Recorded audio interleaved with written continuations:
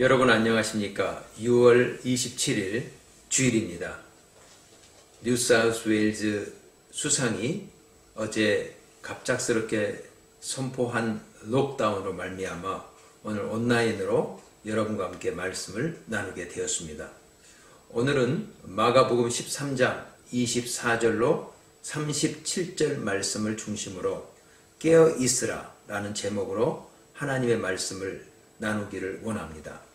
마가복음 13장은 예수님께서 마지막 시대를 살아가는 성도들에게 두 가지 동사를 통해서 우리에게 어떻게 살아가야 할 것인지를 교훈하고 있는 내용으로 이루어져 있습니다. 첫 번째 동사는 우리 나라 번역에는 주의하라, 삼가라, 조심하라 이렇게 번역되어 있고 영어 성경에는 watch out 이라고 번역되어 있는 헬라어 동사 블레포입니다. 블레포는 눈에 보이는 현상 배후에 있는 것을 주목하여 보라는 의미를 가지고 있습니다. 예컨대 예수님의 제자들은 예수님과 함께 성전에서 나오면서 당시 46년 동안 헤롯에 의해 지어진 예루살렘 성전의 외적인 위험과 크게 사로잡혀서 예수님에게 이렇게 말을 하게 됩니다. 선생님 보십시오. 얼마나 굉장한 돌입니까? 얼마나 굉장한 건물들입니까? 제자들의 말을 들은 예수님은 눈에 보이는 성전의 외적인 크기와 외적인 위용 배후에 있는 그 무엇을 주목하여 보시면서 이렇게 제자들에게 대답합니다. 너희는 이 큰 건물들을 보고 있느냐? 여기에 돌 하나도 돌 위에 남지 않고 다 무너질 것이다. 마지막 시대를 살아가는 우리 성도들은 블레포, 즉 눈에 보이는 것 배후에 있는 것을 주목하여 볼 수 있는 눈을 가지고 있어야 합니다. 그래서 예수님은 제자들에게 마지막 시대에 일어나게 될 일들 배후에 있는 그 무엇을 주목할 것을 말씀하시면서 마지막 때에는 배도가 일어나고 또 재난과 또 수많은 거짓 선지자들과 거짓 메시아들이 기적을 통해서 사람들의 눈을 미혹해 할 것이라고 말씀하시면서 그 배후에 있는 것을 주목하여 볼 것을 우리에게 주문하고 계시는 것입니다.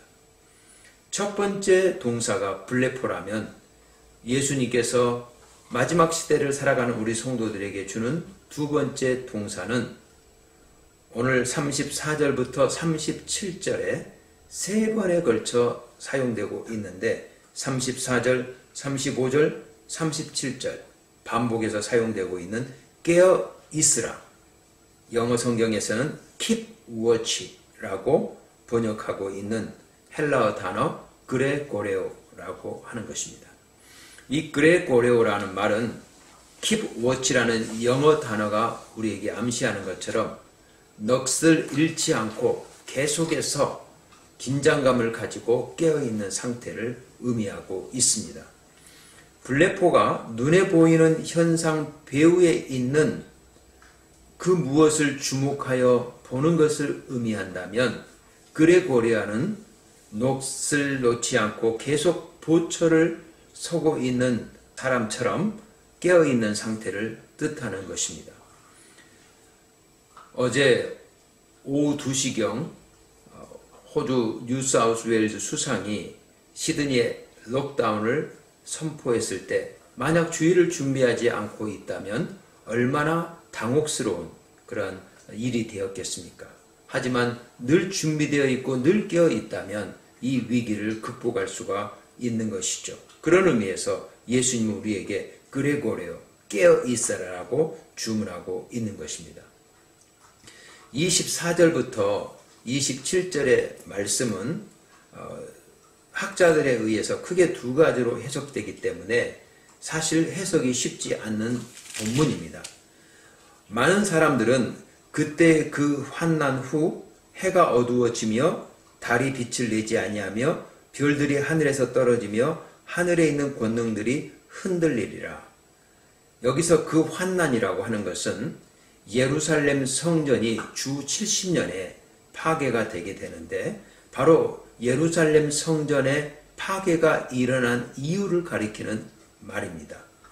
일부 학자들은 이 환난 후에 일어나는 해가 어두워지고 달이 빛을 내지 아니하고 별들이 하늘에서 떨어지고 하늘에 있는 권능들이 흔들리는 이 사건을 마지막 때에 있을 종말의 사건으로 해석하는 것이 아니라, 이러한 표현들이 구약에서 보면 정치적인 영역에서 어떤 급작스러운 변화가 일어날 때, 또는 세상 권력에 대한 하나님의 심판을 묘사할 때 이러한 단어들이 사용되고 있기 때문에, 오늘 24절부터 27절의 내용은 성전의 파괴로 인하여 더 이상 성전을 통해서 하나님이 일하시던 시대가 끝나고 이제는 교회의 시대로 옮겨가는 바로 그러한 변화를 의미한다고 해석을 하고 있습니다. 하지만 일부 학자들은 여기에 사용되고 있는 인자가 구름을 타고 또 천사들을 통해서 선택받은 사람들을 모을 것이라는 이런 표현들이 바로 지구의 종말과 관련되어 있는 표현으로 이해하고 있는 것이죠. 하지만 예수님께서는 이 24절부터 27절의 내용을 정확하게 무엇이다라고 말씀하지 않는데, 그것은 예수님 안에 여러 가지 의도가 있는 것으로 보여집니다. 다시 말해서 예수님은 이 환난이 예루살렘 성전이 무너지는 것을 의미하지만 동시에 종말을 의미하는, 이 지구의 마지막을 의미하는 의미를 함께 내포하고 있다는 사실을 독자들에게 스스로 깨달을 수 있도록 그렇게 열어놓고 있는 것을 우리는 볼 수 있게 되는 것입니다. 마치 우리가 어떤 산을 등산하게 될 때 맨 밑에서 보면 지금 앞에 놓여 있는 산의 맨 꼭대기가 정상일 것으로 생각하고 오르게 되는데, 그러나 정상에 오르다 보면 그 밑에서 보았던 꼭대기 바로 그 다음에 또 다른 산이 있고 또 다른 정상이 눈앞에 펼쳐지는 것을 종종 목도하게 되는데, 바로 그와 같이 이 환난의 날에 예루살렘 성전의 파괴를 봄과 동시에 지구의 마지막 종말을 함께 예수님은 의미하고 있다라고 하는 것입니다. 그러나 예수님께서는 이 종말의 시간표에 우리의 시선이 머물기를 원치 않으시고, 오히려 종말의 시간표를 모호하게 말씀하시면서 오히려 이 종말에 우리가 어떻게 살아가야 하는지 우리의 삶의 자세에 대해서 예수님은 더 주목하여 제자들에게 교훈을 주고 있다라고 하는 것입니다. 바로 그 두 번째 동사가 깨어 있으라, 그레고레오라고 하는 동사입니다. 예수님은 세상 마지막이 언제 우리에게 다가올지 우리는 정확하게 알 수 없지만, 그러나 그 마지막을 살아가는 성도들이 어떤 자세로 살아가야 하는지를 바로 깨어 있으라 라고 하는 이 동사를 통해서 우리에게 처방전을 제시하고 있는 것이죠. 예수님은 이 처방전을 설명하기 위해 두 가지 비유를 드십니다. 첫 번째 비유는 무화과 나무 비유이고, 또 하나는 문지기 비유입니다. 무화과 나무 비유는 이렇습니다. 그 가지가 연하여 지고 잎사귀를 내면 여름이 가까운 줄 아나니 이와 같이 이런 일이 일어나거든 인자가 가까이 이른 줄 알라. 예수님은 이 환난의 때가 일어난 이후에 이 세대가 지나가기 전에 이 일이 일어난다고 말씀하십니다. 이 세대가 마치 예수님이 함께 사역했던 사람들의 세대를 의미한다면, 예수님이 말씀하시는 바로 이 말씀의 성취는 예루살렘 성전의 파괴를 통해서 이루어졌다, 이렇게 우리는 해석할 수가 있습니다. 하지만 이 무화과 나무 비유와 함께 연이어서 나오고 있는 문지기 비유를 보면, 집 주인이 타국으로 가면서 각각 종에게 사물을 맡긴 이후에 문지기에게 깨어 있으라라고 명령하시는데, 그것은 바로 집 주인이 언제 올지 모르기 때문이죠. 이 두 번째 비유는 분명히 예루살렘 성전 파괴를 말하는 것이 아닙니다. 왜냐하면 예수님의 이 말씀은 예수님이 아직 오시지 않았기 때문에 지금 예수님이 언제 오실지 모르는 사람들로 하여금 깨어 있으라 라고 하면서 교훈을 주고 있기 때문인 것이죠. 그러므로 예수님이 이 두 비유, 무화과 나무 비유와 그리고 문지기 비유를 통해서 예루살렘 성전이 파괴되는 것을 예언함과 동시에 마지막 예수님이 다시 오시기 바로 직전에 환난 날을 우리들에게 알려주고 있습니다. 예수님은 마지막 때를 살아가는 우리들에게 처방전으로 깨어 있으라라고 하는데, 그렇다면 이 깨어 있으라는 말은 어떤 의미를 내포하고 있을까요? 우리는 신약 성경에서 이 그레고레오라고 하는 동사가 22번 정도 사용되고 있는데, 그 단어가 어느 곳에서 사용되고 어떤 의미를 가지고 있는지를 우리는 연구하면서 5가지 정도로 이 깨어 있으라라는 말의 의미를 우리는 살펴볼 수가 있습니다. 첫 번째는 34절부터 37절에 등장하고 있는 3번이나 반복되고 있는 이 깨어 있으라는 표현 속에서 우리가 알 수 있는데, 그것은 마치 신랑이 신부를 신랑의 집에서 열리게 될 그 결혼식으로 인도하기 위해 신부 집에 있는 동안 신부의 친구들이 신랑이 신부를 데리고 신부의 집에서 나올 때까지 등불을 켜고 밖에서 기다리는데, 일부 지혜롭지 못한 신부들은, 바로 신부 친구들은 등불만 준비한 채 기름을 따로 준비하지 못했지만, 슬기로운 신부의 처녀들은 바로 등불과 함께 기름을 함께 준비해서 신랑이 늦게 온다 할지라도 여유 있게 깨어 준비하면서 바로 그 결혼식에 참여하는 것처럼 늘 준비되어 있는 그런 깨어 있음의 상태를 가리킬 때 그레고레오, 깨어 있으라 라고 하는 의미를, 동사를 사용하고 있다라고 하는 것입니다. 그러므로 우리는 첫 번째로 깨어 있기 위해서는 늘 준비되어 있는 상태, 바로 그 자세를 우리는 가져야 합니다. 서울 평안교회를 담임했던 이성택 목사님이란 분이 계십니다. 이분은 일사 후퇴 때 아내와 함께 일녀의 자녀들을 북에 남겨둔 채 잠시 피난길에 올랐는데, 그만 전쟁 이후에 남과 북이 나누어지면서 생이별을 하게 되었습니다. 그분은 남한에서 이제 목회를 하기 시작을 했는데, 그분이 은퇴하고 또 하나님의 부르심을 받을 때까지 평생 독신으로 살게 되었는데, 그것은 바로 북에 남겨둔 아내와 일녀의 자녀들을 다시 만날 그날을 기약하면서 늘 준비하고 계셨기 때문인 것이죠. 바로 이처럼 우리는 늘 준비하고 깨어 있을 때 그레고레오라고 하는 예수님이 주시는 그 동사의 의미를 올바로 적용하고 실천할 수 있는 것입니다.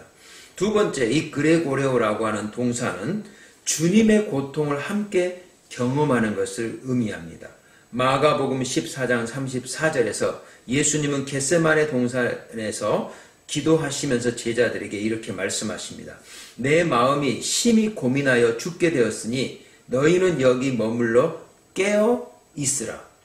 여기서 예수님의 제자들에게 깨어 있으라 라고 말씀하실 때는 예수님의 심히 고민하여 죽게 된 그 마음, 예수님의 고통스러운 마음을 함께 공감하고 함께 나누어서 그 마음을 가지고 깨어 있으라라고 촉구하는 것이죠. 누구나 살다 보면은 자신도 모르게 곁길로 갈 때가 있습니다. 저도 그렇고 우리 여러분들도 그럴 때가 있을 것입니다. 깨어있지 못하면 우리는 내가 곁길로 가서 슬퍼하시고 아파하시는 예수님의 마음을 우리는 느낄 수가 없는 것이죠.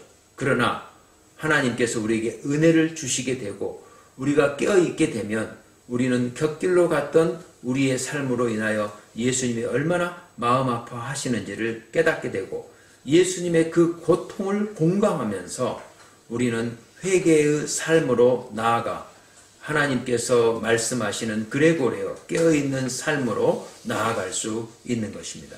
세 번째로 이 그레고레오라고 하는 깨어있으라는 의미는 원수로부터 오는 시험과 영적 전쟁을 분별하라는 의미를 가지고 있습니다. 예수님은 겟세마네 동산에서 이렇게 말씀하시죠. 시험에 들지 않게 깨어있어 기도하라. 마음에는 온유로되 육신이 약하도다. 우리가 정상적인 생활을 하려면 육신적으로는 잠이 필요합니다. 하지만 영적인 삶에 있어서 우리에게 주는 경각심은 우리는 육신적으로 잠을 잘 때 우리를 노리고 있는 마귀는 잠을 자지 않고 24시간 우리의 틈을 노린다라고 하는 것이죠.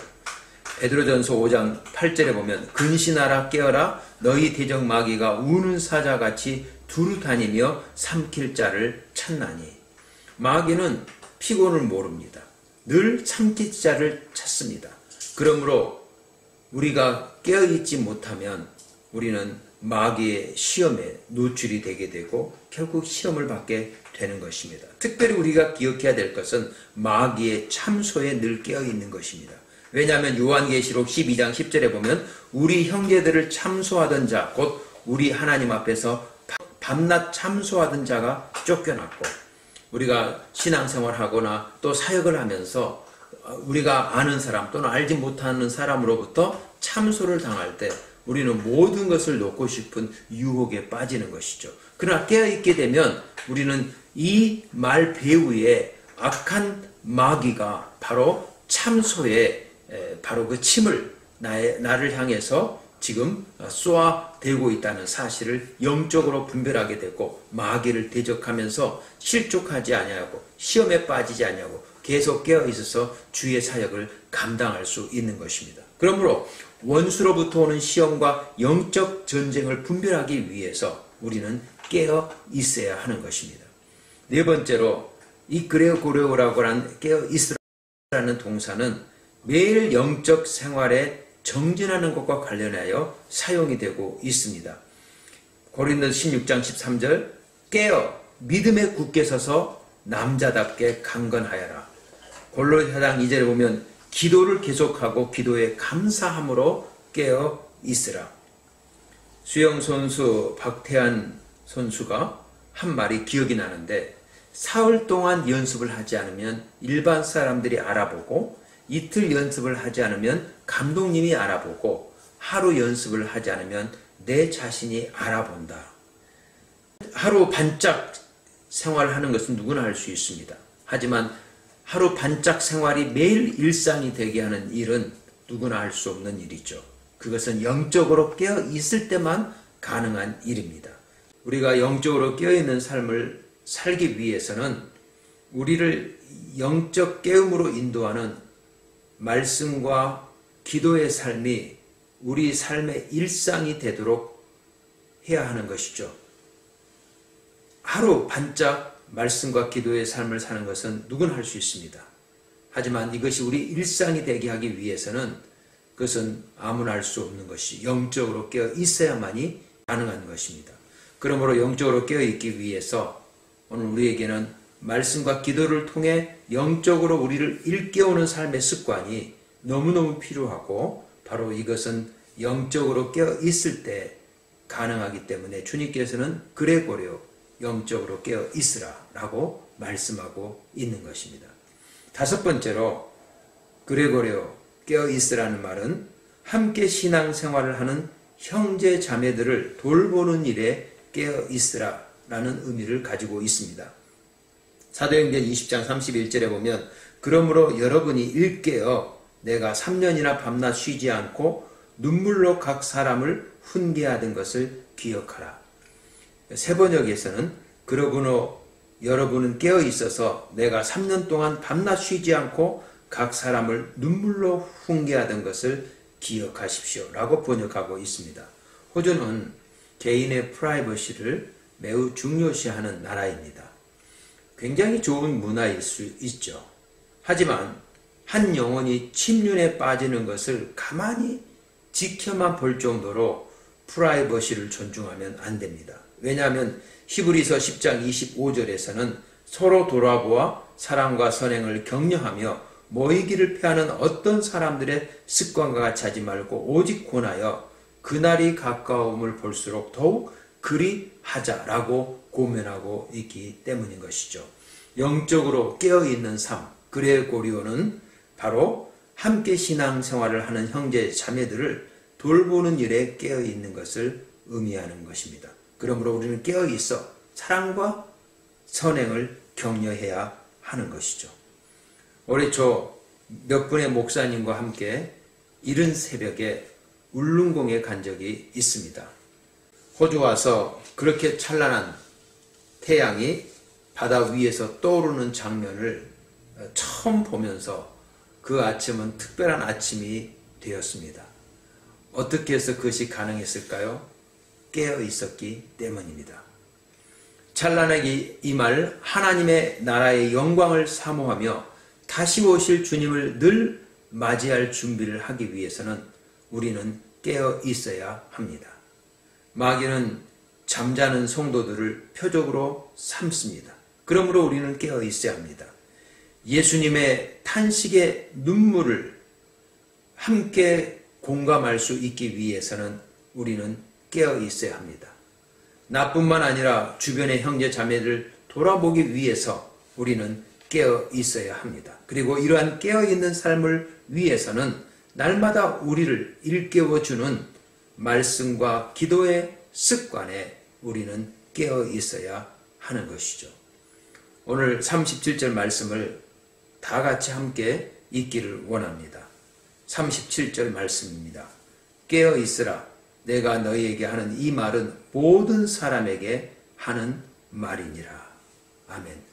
오늘 예수님께서 그레고레오 깨어 있으라 우리에게 말씀하고 있는데 그것은 제자들을 넘어서 오늘 이 마지막 시대를 살고 있는 우리 모두를 주시는 말씀이라는 사실을 기억하면서 그레고레오 깨어있는 삶을 통해서 찬란한 영광의 주님께서 바로 그 날을 우리에게 가져다 주실 그 나라를 바라보며 오늘도 깨어있어 그 길을 걸어가는 저와 여러분이 되시기를 주의 이름으로 축복합니다. 감사합니다.